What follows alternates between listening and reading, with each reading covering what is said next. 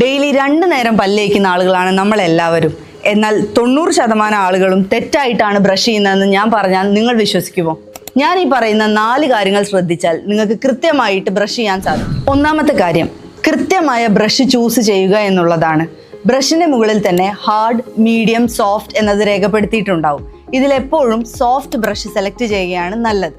അതുപോലെ തന്നെ ബ്രഷിന്റെ head size ചെറുതാണെങ്കിൽ പല്ലിന്റെ എല്ലാ സ്ഥലത്തും എത്തുകയും നല്ല രീതിയിൽ ക്ലീനിങ് നടക്കുകയും ചെയ്യും. രണ്ടാമത്തെ കാര്യം, ചില ആളുകൾ ശക്തമായിട്ട് ബ്രഷ് ചെയ്യുന്നത് കണ്ടുവരാറുണ്ട്.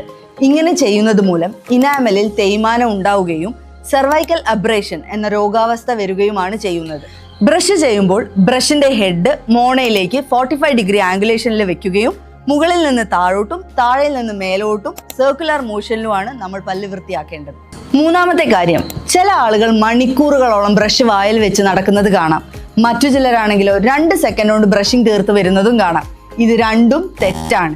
ഐഡിയലി കൃത്യമായ ബ്രഷിംഗ് ടെക്നിക് ഫോളോ ചെയ്യുകയാണെങ്കിൽ 2 മിനിറ്റ് മാത്രമേ ബ്രഷ് ചെയ്യേണ്ട ആവശ്യമുള്ളൂ. നാലാമത്തെ കാര്യം, ഒരു ബ്രഷ് എത്രത്തോളം കാലം ഉപയോഗിക്കാൻ പറ്റുമോ അത്രത്തോളം കാലം ഉപയോഗിക്കുന്ന ആളുകളാണ് നമ്മൾ. എന്നാൽ ഒരു ബ്രഷിന്റെ പരമാവധി ആയുസ് 3 മാസം മാത്രമാണ്. ഇതിന്റെ ഇടയിൽ നിങ്ങൾക്ക് വല്ല ബാക്ടീരിയൽ ഇൻഫെക്ഷനോ അല്ലെങ്കിൽ വൈറൽ ഇൻഫെക്ഷനോ വരികയാണെങ്കിലും ബ്രഷ് മാറ്റുന്നതാണ് നല്ലത്.